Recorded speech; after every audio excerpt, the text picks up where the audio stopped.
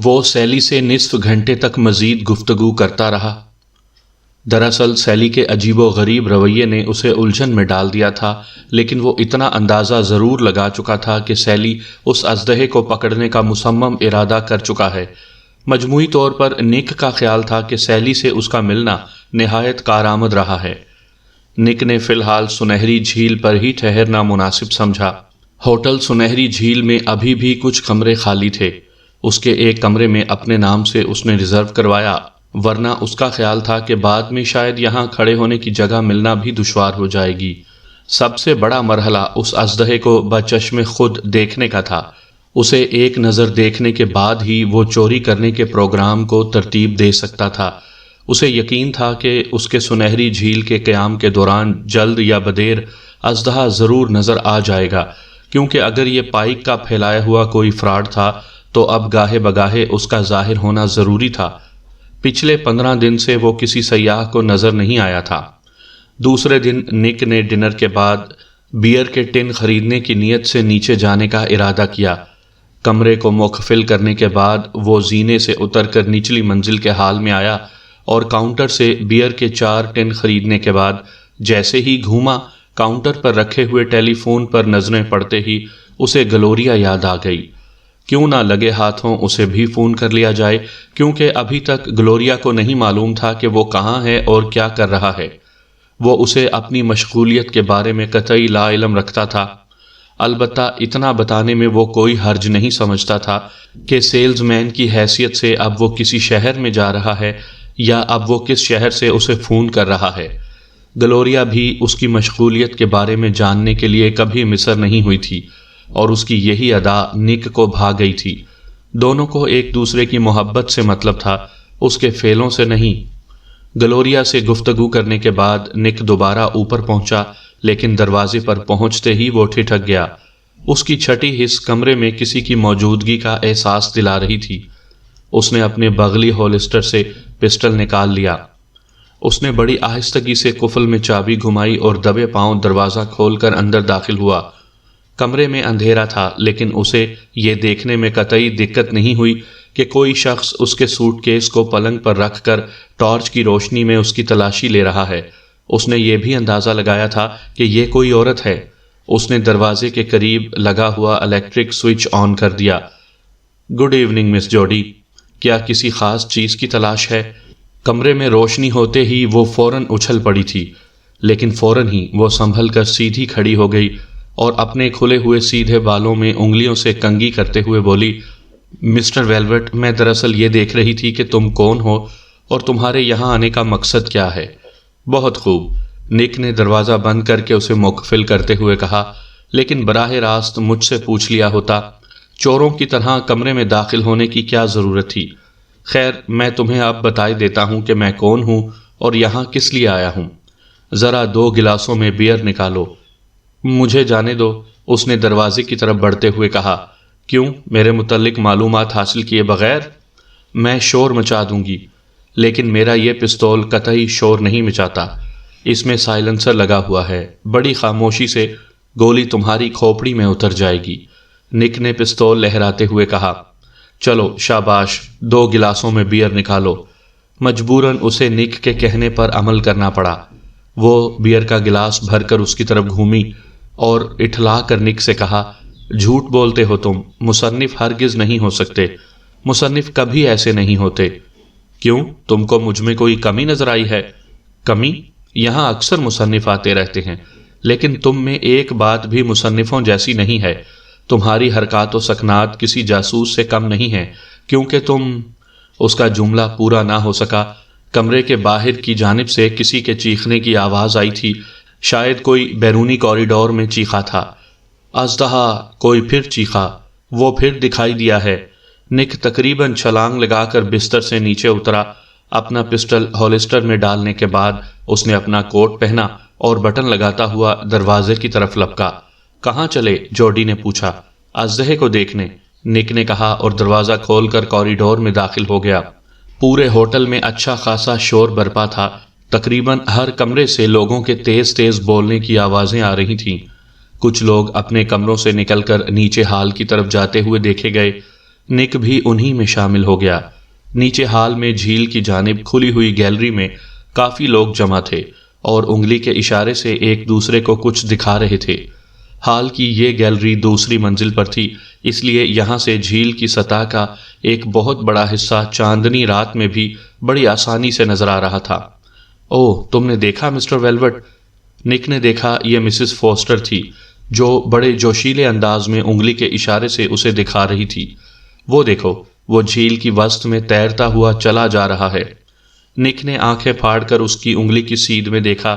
یقیناً جھیل کی جھلملاتی ہوئی سطح پر کوئی چیز تیر رہی تھی۔ پانی اڑتا ہوا صاف دکھائی دے رہا تھا۔ وہ جو کوئی بھی شے رہی ہو، جھیل کے وسطی حصے کو عبور کرتی ہوئی مشرقی کنارے کی طرف بڑھ رہی تھی۔ اچانک اسے یاد آیا کہ مچھیرے سیلی براؤن کی جھونپڑی بھی اسی طرف ہے، شاید وہ اسے اپنے جال سے پکڑنے کی کوشش کرے۔ نک وہاں سے چل دیا۔ کہاں جا رہے ہو مسٹر ویلوٹ؟ مسز فوسٹر نے پوچھا۔ اس نے نک کو وہاں سے کھسکتے ہوئے دیکھ لیا تھا۔ میں اسے قریب سے دیکھوں گا، لیکن یہ بڑا خطرناک ہوگا، اس نے چلا کر کہا۔ میرے لیے نہیں، نک نے کہا اور وہ ہال سے نکل آیا۔ اس کا اندازہ تھا کہ تفریح گاہ کا مالک لیری پائک اس وقت یہاں موجود نہیں ہوگا، کیونکہ عورتوں اور مردوں کی بھیڑ میں وہ اسے کہیں بھی نظر نہیں آیا تھا۔ ٹھہرو مسٹر ویلوٹ، مجھے بھی ساتھ لے چلو۔ اس نے مسز فوسٹر کی آواز سنی جو اس کے پیچھے دوڑتی ہوئی آ رہی تھی، لیکن نک تیزی سے کنارے کی طرف دوڑتا رہا۔ وہ اس بڑھیا کو اپنے ساتھ نہیں لے جانا چاہتا تھا۔ کنارے پر پہنچتے ہی اس نے ایک ڈیزل کشتی میں چھلانگ لگائی، اور اس سے قبل کہ مسز فوسٹر وہاں پہنچتی، نک کشتی سٹارٹ کر کے کنارے سے دور ہٹا لے گیا، اور وہ چیختی رہ گئی۔ اژدہا دور جھیل کی سطح پر اب بھی پانی اڑاتا ہوا جا رہا تھا۔ فاصلہ شاید 1 میل رہا ہو۔ نک اپنی کشتی بڑی تیزی سے اس کی طرف لیے جا رہا تھا۔ وہ چاہتا تھا کہ اس اژدہے کی کمین گاہ معلوم کر لے۔ اس کا اندازہ تھا کہ جھیل کے مشرقی کنارے پر ہی اس کی کمین گاہ ہوگی، اس لیے وہ اژدہے کے کنارے پر پہنچنے سے پہلے ہی اسے جا لینا چاہتا تھا۔ اسے یقین تھا کہ یہ عفریت خشکی پر اپنا ٹھکانہ ضرور بنائے ہوئے ہوگی، کیونکہ سردیوں میں جھیل کی سطح منجمد ہو جاتی تھی، اور ایسی صورت میں اتنی بڑی عفریت کا جھیل کی تہہ میں بغیر تازہ ہوا کے زندہ رہنا قطعی ناممکن ہوگا۔ اس لیے سردیوں کا زمانہ اسے یقینی طور پر خشکی پر پناہ لے کر گزارنا پڑتا ہوگا، اور پھر صرف اسی صورت میں مارٹن کا یہ دعویٰ کہ پائک جانوروں کو تربیت دینے کا ماہر ہے درست ثابت ہو سکتا تھا۔ سامعین کرام، آپ سن رہے ہیں نیک ویلوٹ کی چوریوں کے سلسلے میں ایک اردو کہانی، سنہری جھیل کے اژدہے کی چوری۔ یہ اس سلسلے کی آخری اور قسط نمبر 2 ہے۔ اب وہ اس بلا سے صرف 1 فرلانگ کے فاصلے پر رہ گیا تھا، اور اسے پانی میں غوطے لگا کر آگے بڑھتا ہوا دیکھ رہا تھا۔ اس کا رنگ سبز تھا، لمبے منہ کے بعد موٹی گردن بھی تھی۔ نک سوچ رہا تھا کہ کاش وہ اس کی پوری لمبائی دیکھ سکتا۔ ایک لمحے کے لیے نک نے سوچا کہ سیلی والے جال سے اس کو یقیناً قابو میں کیا جا سکتا ہے، لیکن جیسے ہی وہ اپنی کشتی اس کے اور قریب لے گیا، اس شے نے اپنا راستہ بدل لیا۔ اب وہ تیزی سے اس کی کشتی سے دور ہوتی جا رہی تھی۔ شاید وہ کشتی کے انجن کی آواز سے بھڑک گئی تھی۔ پھر نک کے دیکھتے ہی دیکھتے اس شے نے پانی میں غوطہ لگایا اور نظروں سے اوجھل ہو گئی۔ نک کافی دیر تک اسی جگہ کشتی لیے کھڑا رہا، لیکن وہ دوبارہ سطح پر نہیں ابھری۔ 15 منٹ گزر جانے کے بعد اچانک نک کے ذہن میں ایک نئے خیال نے سر ابھارا، اور وہ تیزی سے کناروں کی طرف بڑھا۔ خشکی پر اگی ہوئی ایک جھاڑی کے عقب میں اس نے کشتی روک دی اور انجن بند کر کے نیچے اتر آیا، جہاں درختوں کے جھنڈ کے نیچے اچھا خاصا اندھیرا تھا۔ چاندنی گھنی شاخوں سے چھن کر زمین تک نہیں پہنچ پا رہی تھی۔ دوسرے جگہ جگہ لمبی گھاس اور جھاڑیاں بھی تھیں۔ وہ اس اندھیرے میں سیلی براؤن کی جھونپڑی کی طرف بڑھا، لیکن جھونپڑی خالی تھی، سیلی موجود نہیں تھا۔ پھر وہ کہاں تھا؟ یقیناً وہ بھی اس اژدہے کے چکر میں ہوگا۔ ابھی نک اتنا ہی سوچ پایا تھا کہ اچانک اسے ایک چیخ سنائی دی۔ یہ کسی اژدہے کی نہیں بلکہ انسانی چیخ تھی، جو زیادہ دور سے نہیں آئی تھی، بڑی کربناک چیخ تھی۔ وہ سمت کا اندازہ لگا کر اسی طرف دوڑا، اور تلاش شروع کرنے کے تقریباً 10 منٹ بعد اس نے ایک جھاڑی کے قریب کسی شخص کو اوندھے منہ پڑا پایا۔ نک نے اپنی جیبی ٹارچ روشن کی، اس پر ڈالی اور ہاتھ بڑھا کر اسے سیدھا کیا۔ یہ سیلی براؤن تھا۔ اس کا سر جگہ جگہ سے کچلا ہوا تھا اور گہرے زخموں سے تازہ تازہ خون نکل کر نرم مٹی میں جذب ہو رہا تھا۔ نک نے غور سے دیکھا، کھوپڑی اس قدر چکنا چور تھی کہ کسی قسم کی فوری طبی امداد بھی کارگر ثابت نہیں ہو سکتی تھی۔ وہ مر چکا تھا۔ اس کے بعد تو جیسے سنہری جھیل کی تفریح گاہ میں بھونچال آ گیا۔ یہاں شاید اپنی نوعیت کا یہ پہلا قتل تھا۔ پولیس کی پوری گارڈ نے پائک کے آفس پر دھاوا بول دیا تھا۔ اخباری نمائندوں اور فوٹوگرافروں کی تعداد ان کے علاوہ تھی۔ ایک مقامی اخبار نے تو یہاں تک لکھ دیا تھا کہ اس قتل کا یقینی طور پر سمندری اژدہے سے تعلق ہے۔ اس طرح سنہری جھیل کے اژدہے کی شہرت میں جو تھوڑی بہت کسر رہ گئی تھی سو وہ بھی پوری ہو گئی تھی۔ پہلے نک نے سوچا تھا کہ سیلی کی لاش کو کہیں چھپا دے، لیکن پھر اس خیال سے کہ ایسا کرنے سے اژدہا غائب نہ ہو جائے اس نے یہ نہیں کیا تھا۔ لیکن ایک گمنام شخص کی حیثیت سے اس نے اس قتل کی اطلاع پولیس کو ضرور دے دی تھی، لیکن چونکہ سنہری جھیل کے ہوٹل میں اسے ٹھہرے ہوئے 2 ہی دن ہوئے تھے، اس لیے پولیس کی پوچھ گچھ سے وہ بھی نہ بچ سکا تھا۔ پولیس سے فرصت پانے کے بعد اس نے اپنی کار سنبھالی اور وہاں سے بھاگ لیا۔ اب اسے سنہری جھیل سے دور ہی رہنا تھا، تا وقت یہ کہ قتل والا معاملہ ٹھنڈا نہ پڑ جائے۔ دوسرے دن صبح سویرے وہ مارٹن کی روپہلی جھیل پہنچا۔ مارٹن اسے ناشتے کی میز پر ملا۔ نک کو بھی ناشتے میں حصہ لینا پڑا۔ پھر جیسے ہی اس نے چھری کانٹا سنبھالا، مارٹن نے کہا، تو تم نے اس شخص کو قتل کر دیا۔ میں کیوں قتل کرتا؟ اوہو، مارٹن نے حیرت سے کہا، میں تو سمجھا تھا کہ ممکن ہے وہ تم پر حملہ آور ہوا ہو اور تم نے اپنے بچاؤ کی خاطر اسے… جی نہیں، آپ کا یہ خیال غلط ہے، نک نے کہا۔ ویسے اس سلسلے میں تمہیں ایک آدھ قتل کرنا پڑے تو کوئی حرج نہیں ہے، میں اس کا الگ سے معاوضہ دے دوں گا۔ مارٹن نے کہا، مسٹر مارٹن، میں قتل نہیں کرتا، میں صرف ایک چور ہوں، اور جہاں تک مجھے یاد ہے میں نے کبھی کوئی قتل نہیں کیا۔ تو کیا اژدہے چرانے کا ارادہ تم نے ترک کر دیا ہے؟ مارٹن نے بڑی معصومیت سے کہا۔ بالکل نہیں، میں اسے ضرور چراؤں گا، بشرط یہ کہ آپ کو اب بھی اس کی ضرورت ہو۔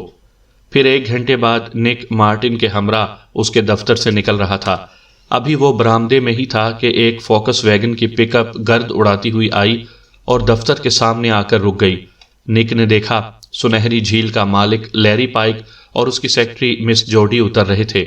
مارٹن نے نک کی توقع کے خلاف چہک کر ان دونوں کا استقبال کیا۔ کہو پائک، تمہارا اژدہا کیسا ہے؟ اس نے پائک سے مصافحہ کرتے ہوئے کہا۔ پائک کے چہرے پر کرختگی کے آثار تھے۔ وہ فوری طور پر مارٹن کے سوال کا جواب دینے کے بجائے اسے گھورتا رہا، لیکن اس کی سیکرٹری جوڈی، جو نک کو کھا جانے والی نظروں سے دیکھ رہی تھی، خاموش نہ رہ سکی۔ مسٹر ویلوٹ، آپ کو مسٹر مارٹن کے ہمراہ دیکھ کر بہت خوشی ہوئی، اس نے کہا۔ میرا قیاس 100% درست نکلا، لیکن مجھے یہ امید نہیں تھی کہ مسٹر مارٹن سنہری جھیل کی شہرت سے اس قدر حواس باختہ ہو جائیں گے کہ قتل جیسے جرم سے بھی دریغ نہیں کریں گے۔ تمہارا دماغ خراب ہو گیا ہے، مارٹن نے غرا کر کہا۔ نہیں مسٹر مارٹن، مجھے کہنے دیجئے، جوڈی نے مارٹن سے کہا۔ آپ نے مسٹر ویلوٹ کے ہاتھوں اس مچھیرے سیلی براؤن کو اس طرح قتل کرایا ہے کہ بادی النظر میں یہ حرکت سنہری جھیل والے اژدہے کی معلوم ہو اور اس طرح جھیل کی شہرت کو نقصان پہنچے۔ لیکن اطلاعاً عرض ہے کہ کل ہمارے یہاں سیاحوں کا اتنا رش تھا کہ میں سارا دن ریزرویشن کرتی رہی تھی۔ نک نے لیری پائک کی طرف دیکھا اور کہا، آپ بھی تو کچھ اظہار خیال فرمائیے مسٹر پائک۔ میں نہیں، مجھے اس کی ضرورت نہیں، میرے خیالات میرے سیکرٹری سے مختلف نہیں ہیں۔ گیٹ آؤٹ، مارٹن حلق کے بل دھاڑا، تم دونوں یہاں سے نکل جاؤ، میں تمہیں الزام تراشی کی اجازت ہرگز نہیں دوں گا۔ چلو جوڈی، پائک نے اس کا بازو پکڑ کر واپس جاتے ہوئے کہا، پولیس ان لوگوں سے خود ہی نمٹ لے گی۔ دونوں پک اپ میں بیٹھے اور جس طرف سے آئے تھے اسی طرف چلے گئے۔ کمبخت سارا موڈ چوپٹ کر گئے۔ مارٹن نے اپنا سانس درست کرتے ہوئے کہا، میرے خیال سے آپ کو اس وقت وسکی کے ایک پیک کی ضرورت ہے، نک نے کہا۔ تم نے ٹھیک کہا ہے، آؤ بار میں چل کر بیٹھے، مارٹن نے اس کا ہاتھ پکڑتے ہوئے کہا۔ خود نک بیئر پینے کے موڈ میں تھا۔ آدھا گلاس خالی کرنے کے بعد اس نے مارٹن کو گھور کر دیکھا اور کہا، یہ بہت برا ہوا کہ اب آپ پر ایک قتل کا الزام ہے۔ تو کیا تم بھی یہی سمجھ رہے ہو کہ وہ قتل میں نے کیا ہے؟ مارٹن نے کہا۔ حالات ایسے ہی ہیں، نک نے کہا۔ آپ نے جس مقصد کے لیے مجھ سے معاہدہ کیا تھا وہ ابھی تک پورا نہ ہو سکا۔ ظاہر ہے کہ وہ اژدہا ابھی تک چوری نہیں ہوا۔ ہاں البتہ اس مچھیرے سیلی براؤن کی تڑخی ہوئی کھوپڑی میں ضرور دیکھ سکا ہوں، اور پھر صبح آپ مجھ سے کہہ چکے ہیں کہ اس سلسلے میں اگر کوئی قتل ہو بھی جائے تو کوئی حرج نہیں۔ ٹھیک ہے، لیکن میں نے ایسا کوئی قدم نہیں اٹھایا ہے۔ ظاہر ہے کہ اگر مجھے ایسا کرانا مقصود ہوتا تو یہ کام بھی میں تم سے ہی کراتا، کیونکہ اس معاملے میں ایک سے زیادہ آدمیوں کو رازدار نہیں بنایا جا سکتا۔ نک خاموشی سے اپنا گلاس کو گھورتا رہا اور مارٹن اس کے چہرے کی طرف۔ آخر نک نے کہا، آپ کے پاس کوئی ٹرک یا بڑا پک اپ ہے؟ اگر پیچھے کی طرف سے بند ہو تو زیادہ بہتر ہے۔ ہاں، ایک ایسا ٹرک میرے پاس ضرور موجود ہے، لیکن تم اس کا کیا کرو گے؟ نک ویلوٹ نے مسکرا کر کہا، آج رات میں سنہری جھیل والے اژدہے کو چراؤں گا۔ نک کو اب اپنا کام بڑا آسان معلوم ہونے لگا تھا۔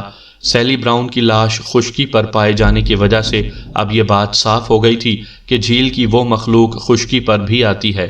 نک کا خیال تھا کہ اس مخلوق کو یقینی طور پر کسی بڑے کمرے یا کھلے احاطے میں رکھا جاتا ہوگا، اور وہ جگہ جھیل کے مشرقی کنارے پر ہی واقع ہوگی۔ رات کو 10 بجے وہ کیل کانٹے سے لیس ہو کر سنہری جھیل کے مشرقی کنارے پر جا پہنچا۔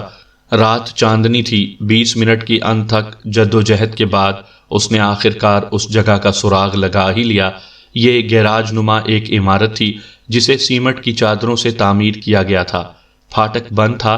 عمارت سے متصل ایک جھونپڑی بھی تھی، لیکن وہ خالی تھی۔ نک نے عمارت کے پھاٹک کے سامنے زمین پر اس عفریت کے پیروں کے نشانات بھی دیکھے اور معنی خیز انداز میں گردن ہلائی۔ یقیناً چھان بین کرنے والے پولیس کے افراد نے اس جگہ کو نظر انداز کر دیا تھا۔ ویسے بھی یہ جگہ گھنے درختوں کے عقب میں تھی۔ خود نک بھی اس عمارت تک نہ پہنچ پاتا اگر وہ زمین پر نشانات نہ دیکھ لیتا۔ گیراج کے دروازے میں مضبوط قفل پڑا ہوا تھا، لیکن نک کی جیب میں موجود اوزاروں کے سامنے اس کی کوئی حقیقت نہیں تھی۔ قفل کھولنے کے بعد نک نے بڑی آہستگی سے دروازہ کھولا اور اندر داخل ہو گیا۔ باہر چاندنی تھی، لیکن اندر اندھیرا گھپ تھا۔ چند لمحے وہ سانس روکے دروازے کے قریب ہی کھڑا رہا۔ سیلی کی تڑخی ہوئی کھوپڑی اسے یاد تھی۔ کم سے کم وہ اپنی کھوپڑی اس نمونے کی نہیں بنوانا چاہتا تھا۔ اسے ایسا محسوس ہو رہا تھا جیسے ابھی بھی اس عفریت کی گرم گرم سانس اس کے چہرے سے ٹکرائے گی اور اسے اپنی جان بچانی مشکل ہو جائے گی۔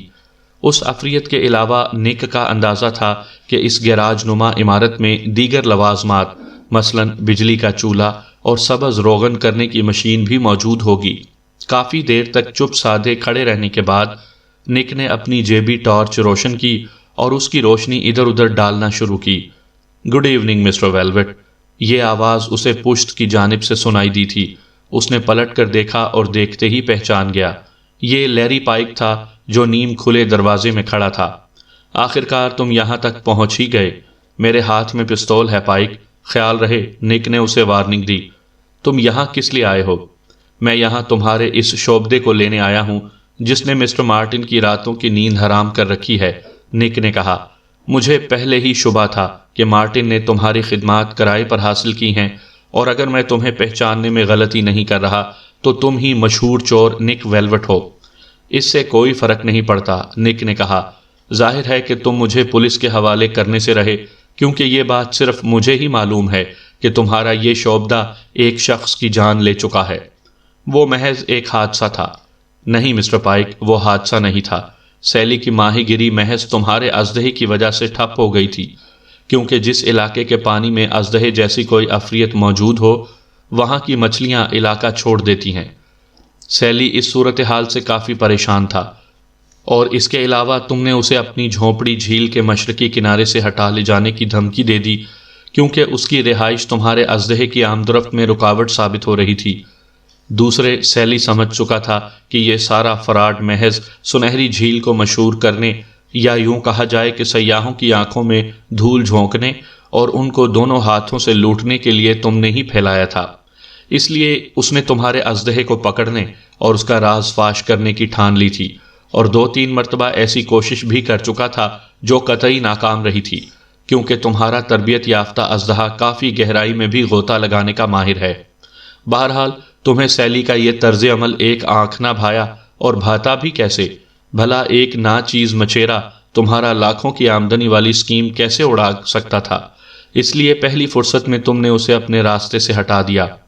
لیکن سیلی کو میں نے قتل نہیں کیا، اسے تو تمہارے اژدہے نے موت کے گھاٹ اتارا ہے، یہی کہنا چاہتے ہو نا؟ کیوں؟ میں کیا جانوں، پائک نے کہا۔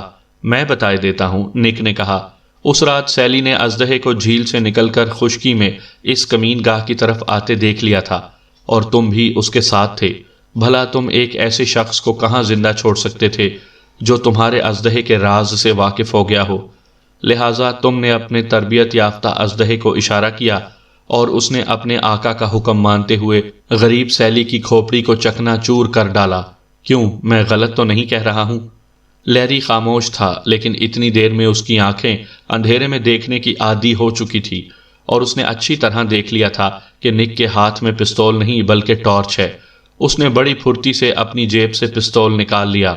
اپنے ہاتھ اوپر اٹھاؤ، اب تم یہاں سے بچ کر نہیں جا سکو گے، اس نے کہا، اور ہاتھ بڑھا کر قریبی دیوار میں لگا ہوا ایک سوئچ آن کر دیا، جس سے گیراج میں روشنی پھیل گئی۔ لیری نے کہا، اژدہے کا راز اسی گیراج سے باہر نہیں جا سکتا، اب تم بھی سیلی کی طرح مرنے کے لیے تیار ہو جاؤ۔ بے وقوفی نہ کرنا پائک، بہتر ہے کہ اپنی عفریت باہر نکالو اور اسے ٹرک میں سوار کروانے میں میری مدد کرو۔ اسے مارٹن کے حوالے کر کے مجھے اس سے اپنا معاوضہ وصول کرنا ہے۔ تم گھاس کھا گئے ہو ویلوٹ، پائک نے مسکرا کر کہا۔ بہتر ہے کہ الٹے پیروں پیچھے ہٹ کر داہنے ہاتھ والا دروازہ کھولو اور اندر داخل ہو کر خود کو اس عفریت کے سامنے پیش کر دو۔ وہ میرے ایک اشارے پر تمہارا حشر سیلی جیسا بنا دے گی۔ پیچھے ہٹو۔ پائک نے اپنا پستول فضا میں لہرایا۔ نک کے پاس اب کوئی چارہ نہیں تھا، اسے پائک کا کہنا ماننا پڑا۔ اس کے ہاتھ میں صرف ٹارچ تھی، پستول نکالنے کا موقع نہیں مل سکا تھا۔ اسے دراصل گیراج میں داخل ہونے سے پہلے ہی پستول ہاتھ میں لے لینا چاہیے تھا، لیکن اب تو غلطی ہو ہی گئی تھی۔ وہ بدستور پیچھے ہٹتا رہا، یہاں تک کہ وہ بند کمرے کے دروازے پر پہنچ گیا۔ وہ عفریت اسی کمرے میں بند تھی۔ اچھی بات ہے مسٹر پائک، نک نے کہا، لیکن یاد رکھنا تم خود اپنے پیر پر کلہاڑی مار رہے ہو۔ تم میری فکر مت کرو، پائک نے غرا کر کہا۔ نک کے چہرے پر بڑی نا امیدی چھائی ہوئی تھی۔ اس نے آہستگی سے دروازہ کھولا اور اندر داخل ہو گیا۔ پائک بڑی پھرتی سے آگے بڑھا اور دروازہ مقفل کر دیا۔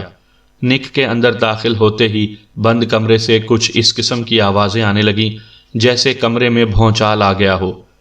پھپکاروں کی آوازیں صاف سنائی دے رہی تھیں۔ ایسے معلوم ہو رہا تھا جیسے نک کسی خوفناک شے کی زد سے بچنے کی کوشش کر رہا ہو۔ آخرکار پائک کو ایک بڑی کربناک چیخ سنائی دی جو بلا شبہ نک ویلوٹ کی تھی، اور جسے سن کر پائک کے ہونٹوں پر ایک طویل مکروہ مسکراہٹ پھیل گئی۔ اسے نک کی گھٹی گھٹی سی ایک اور چیخ سنائی دی، اس کے بعد مکمل سکوت چھا گیا۔ لیری پائک نے 10 منٹ تک مزید اور انتظار کیا۔ اس کے بعد اس نے دروازہ کھولا اور نک ویلوٹ کی لاش کو ٹانگ سے پکڑ کر گھسیٹتا ہوا باہر لے آیا۔ لاش کا حشر سیلی کی لاش سے مختلف نہیں تھا۔ نک کی کھوپڑی بھی جگہ جگہ سے زخمی تھی جس سے تازہ خون رس رہا تھا۔ پائک کے لیے اب کوئی مشکل نہیں تھی، بس نک ویلوٹ کی لاش کو ٹھکانے لگانا تھا۔ پھر جیسے ہی وہ اس کی لاش کو اٹھانے کی غرض سے جھکا، اس کے منہ پر ایک لات پڑی جو بلا شبہ ویلوٹ کی تھی۔ یہ پائک کی امید کے سراسر خلاف تھا، اس لیے وہ 3 کلابازیاں کھا گیا۔ پھر جب سیدھا کھڑا ہوا تو اس کے سامنے نک ویلوٹ کھڑا مسکرا رہا تھا، ہاتھ میں پستول بھی تھا۔ تو تم مرے نہیں؟ پائک نے حیرت سے کہا۔ نہیں، میں اپنا کوئی کیس ادھورا چھوڑ کر نہیں مر سکتا، نک نے کہا۔ مسٹر پائک، تمہیں یاد ہوگا کہ عفریت کے کمرے میں داخل ہوتے وقت میرے ہاتھ میں ٹارچ تھی، لیکن وہ صرف ٹارچ ہی نہیں، اسے پلٹ کر جب ایک بٹن دبایا جاتا ہے تو اس میں سے پتلے سیال قسم کی ایک تیز دھار نکلتی ہے جس کے چہرے پر پڑ جائے اسے جلا دیتی ہے، لیکن حقیقت میں وہ جلد کو جلاتی نہیں بلکہ اس قدر ٹھنڈا کر دیتی ہے کہ جلن محسوس ہوتی ہے۔ تمہاری عفریت نے جیسے ہی مجھ پر حملہ کیا، میں نے اس کے چہرے پر وہی سیال پھینک دیا اور وہ اپنی آنکھیں میچ کر کمرے کے دوسرے کونے میں جا کھڑی ہوئی۔ اور یہ زخم، پائک نے اس کی زخمی کھوپڑی کی طرف اشارہ کیا، ہاں یہ زخم اور ان سے رستا ہوا خون اور وہ میری کربناک چیخیں جو تم نے سنی تھیں، سب کچھ ایک ڈرامہ تھا جس سے تم دھوکہ کھا گئے۔ یہ کہہ کر نک پائک کے قریب آ گیا اور دوسری طرف گھومنے کے لیے کہا۔ پھر جیسے ہی وہ دوسری طرف گھوما، اس کے سر پر قیامت ٹوٹ پڑی۔ نک نے اپنے پستول کا دستہ پوری قوت سے اس کی کھوپڑی پر جڑ دیا۔ پھر آدھی رات کے قریب نک ویلوٹ نے مارٹن کو جگا دیا۔ $30,000 کی رقم کا انتظام کرو، نک نے کہا۔ تو کیا تم اسلحہ لے آئے؟ مارٹن نے آنکھیں ملتے ہوئے کہا۔ ہاں، وہ باہر تمہارے ٹرک میں بند ہے، نک نے کہا۔ پھر وہ دونوں جلدی سے باہر آئے جہاں ٹرک کھڑا تھا۔ دیکھنا چاہتے ہو؟ نک نے کہا اور ٹرک کا پچھلا دروازہ کھول دیا۔ اونٹ؟ مارٹن نے چیخ کر کہا۔ ہاں، سبز رنگ کیا ہوا اونٹ، نک نے کہا، کیونکہ اس کا جبڑا قریب قریب سمندری اژدہے سے ملتا جلتا ہے اور دونوں کان بھی تقریباً ویسے ہی ہیں۔ پائک نے اس کی بناوٹ سے فائدہ اٹھایا اور اسے اژدہا بنا کر پیش کیا۔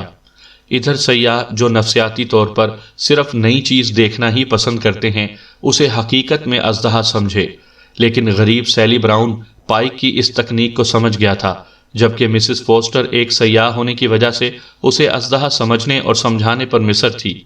کمال ہے، مارٹن نے حیرت سے ٹرک میں بیٹھے اور جگالی کرتے ہوئے اونٹ کو دیکھا۔ سیلی براؤن کی تڑخی ہوئی کھوپڑی اور اس کی لاش کے پاس پیروں کے نشانات دیکھ کر ہی میں سمجھ گیا تھا کہ وہ اژدہا نہیں، حقیقت میں اونٹ ہے۔ لیکن میں اس اونٹ کا کیا کروں گا؟ مارٹن نے کہا۔ اسے اپنی تفریح گاہ میں چھوڑ دینا، بچے مفت میں سبز اونٹ کی سواری کیا کریں گے، نک نے کہا۔ تھوڑی دیر بعد مارٹن اپنے دفتر میں بیٹھا، نک کو دینے کے لیے $30,000 کا چیک لکھ رہا تھا۔ نک نے ٹیلی فون کا ریسیور اٹھایا اور گلوریا کے نمبر ڈائل کیے۔ دوسری طرف سے گلوریا کی نیند میں ڈوبی ہوئی آواز سنائی دی۔ تم کہاں ہو پیارے نک؟ یہاں روپہلی جھیل پر۔ تم بھی کل ہی صبح روانہ ہو جاؤ، کچھ دن ہم یہاں تفریح کریں گے۔ لیکن میں سبز جھیل جانا پسند کروں گی کیونکہ وہ اژدہا میں روپہلی جھیل پر ہی اٹھا لایا ہوں۔ اب وہ سنہری جھیل میں کبھی نظر نہیں آئے گا۔ تم سیدھی میرے پاس آؤ۔ ریسیور رکھنے کے بعد نک ویلوٹ اور مارٹن دونوں ہی ہنس رہے تھے۔